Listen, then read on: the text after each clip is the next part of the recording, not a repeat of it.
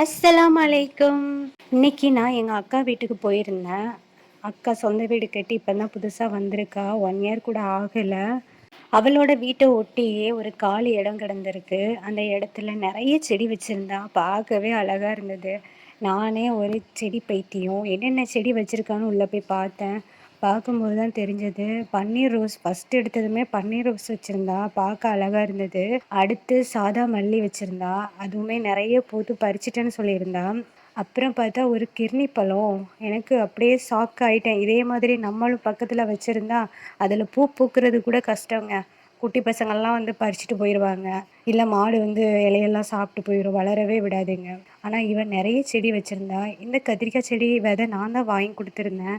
அதில் நிறைய கத்திரிக்காய் நான் பறித்தேன் அப்படின்னு சொன்னா. பக்கத்து வீட்டுக்கெலாம் கொடுத்தேன் அப்படின்னா. நம்ம தொட்டியில் கத்திரிக்காய் நிறைய அறுவடை பண்ணியிருக்கோம். இது மண் தரையில் வச்சுருக்கோம். அதனால் நிறையவே காய் கொடுக்கும். இந்த செடியோட பேர் மைசூர் மல்லியா. இந்த ஃபோட்டோவில் இருக்கிற மாதிரி நிறைய பூ பூக்குமா. நான் இப்போ தான் ஃபஸ்ட் டைம் பார்க்குறேன். எனக்கு ஒரு செடி கொடுத்தா. என்னோட அக்கா பொண்ணு எல்லா செடிகளோட பேரையும் ரொம்ப ஆர்வமா சொல்லிட்டு இருந்தா. அதிலே தெரிஞ்சிருச்சு அவளுக்கும் கார்டன்ல ரொம்ப இன்ட்ரெஸ்டிங்னு. நல்ல விஷயங்கள்ல நம்மளோட இல்லாம நம்மளோட குழந்தைகளுக்கும் சேர்த்து சொல்லி கொடுக்கணும். அடுத்தது ஒரு சின்ன செடியா இருந்தது. ரோஸ் செடி பிங்க் கலர்ல இருந்தது. அதுலேயுமே கொஞ்சம் மொட்டுக்கள் இருந்துச்சு. நல்லா இருந்தது பார்க்கறதுக்கு. அடுத்தது அக்கா பொண்ணு திரும்பி பாருங்க, அவங்களுக்கு ஒரு சர்ப்ரைஸ்ன்னு சொன்னா. பார்த்தா ஒரு தர்பூசணி பழம் பெரிய பழமா இருந்தது.